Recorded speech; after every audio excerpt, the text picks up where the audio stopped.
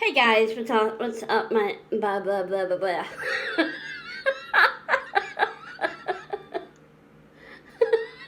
I swear I know how to talk. Hello, my awesome YouTube family.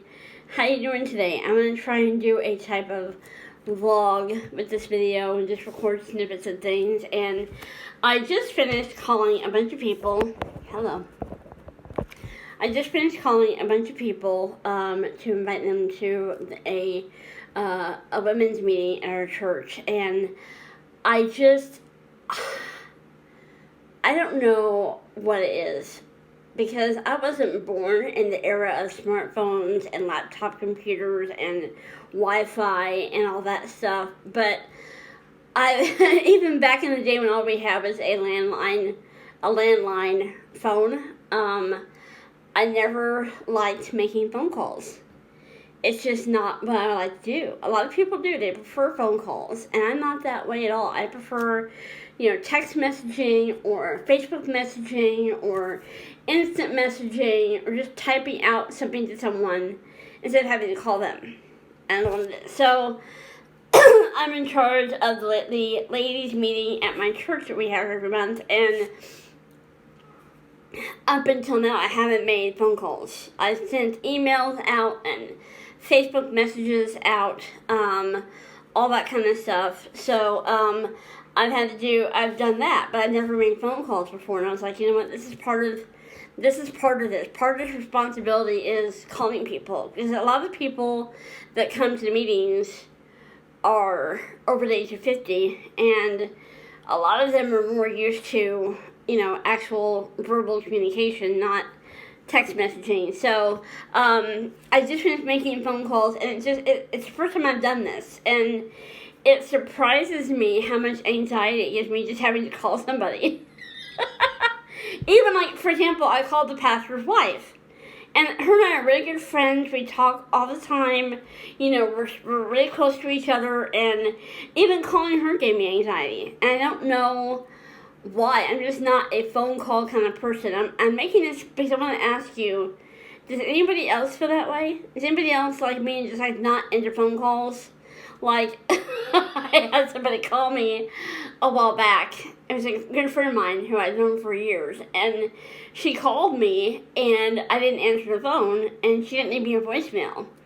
And the following week I saw her at church. She's like, I called you. I'm like, yeah, why? Why did you call me? She's like, I wanted to talk to you. I'm like, you have a smartphone. Text me. She's like, I want to text. I'm like, well, I like to talk on the phone. So I guess we're just still here.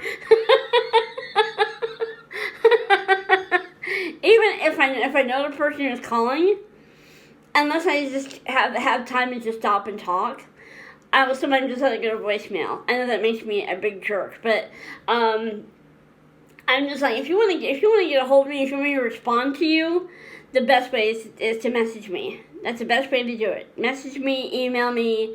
You will get a hold of me a lot faster that way than by traditional phone calls. So I just want to ask you if anybody else has been through that. Just doesn't really like making phone calls. They prefer just text messaging, instant messaging, Facebook messaging, whatever, over verbal communication. Let me know I'm not the only one in the comments below, okay? So I'll come back in a little bit. Hey guys, what's up, my awesome YouTube family? Yeah, I gotta switch that on. There we go. So I realize this might seem disgusting or gross to some of you, and I'm okay with that. But I wanted to show you what I'm going to be having for lunch today. As you might remember, 2 weeks ago, I did a cooking video on my channel where I made twice baked potato casserole. Now, it came out, it was incredible. It was so good. And even reheated 1, 2, 3 times. Still good. I've been eating it slowly, alternating it with other meals to make it last longer. It's now been 2 weeks since I made that video. So I have a little bit left over, just a tiny amount left over, and I'm going to have that for lunch today. And we'll see how it comes out. But I'm telling you guys, these leftovers, I have had to add a little bit more mayo, a little bit more sour cream to them, just to keep them from getting too dry. But they still taste just as good as the first time I made them. So I'm going to go and get the leftovers out of the fridge, and we'll see how they look, and we'll see if we can get them in the oven. I have the oven preheated to 350 degrees, so let's see what happens. Okay guys, so here it is. This is what leftovers look like after 2 weeks. I kept them wrapped up tightly in foil in the fridge, and they're fine.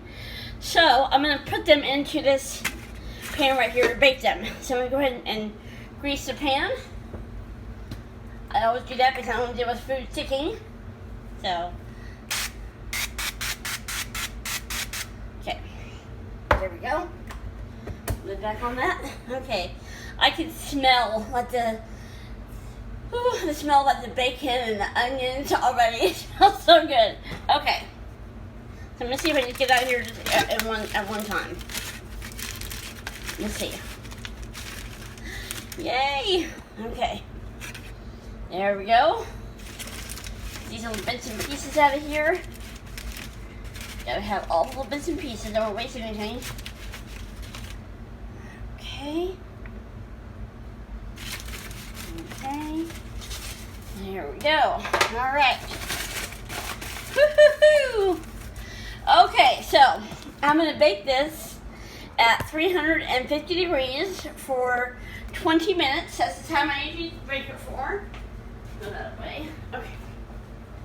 So once the oven's preheated, I'll put this in the oven, just like this. You can see little bits of mayo and sour cream I've added in there, and it keeps it nice and moist. I might add a little bit more cheese on top once it's almost totally baked, but we'll see. So I'll come back when it's done, or almost done, one of the two. Okay guys, we have a couple minutes before the 20 minutes is up on this twice baked potato casserole reheat. But I'm going to go ahead and put a little bit more cheese on top, because I'm bad that way.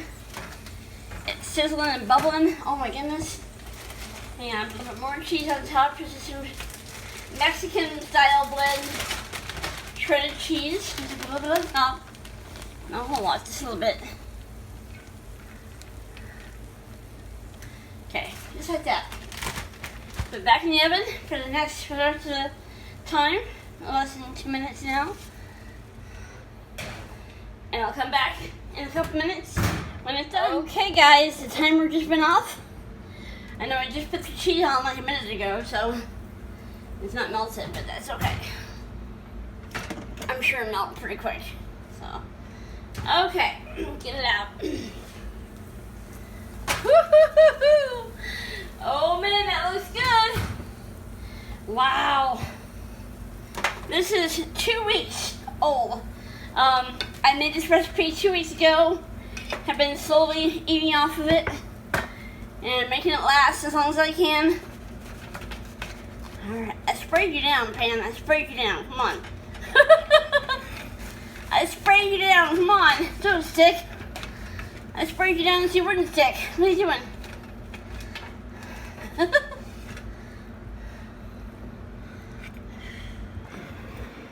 See my plate here.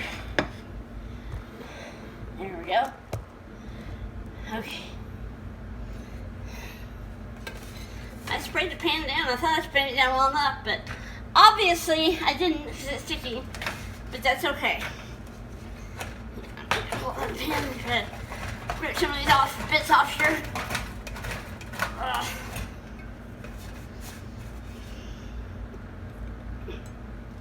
This smells so good.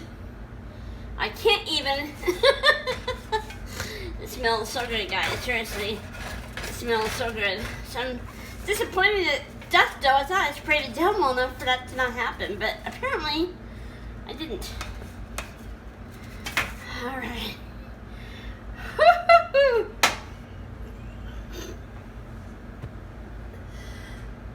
I don't know where that cough came from.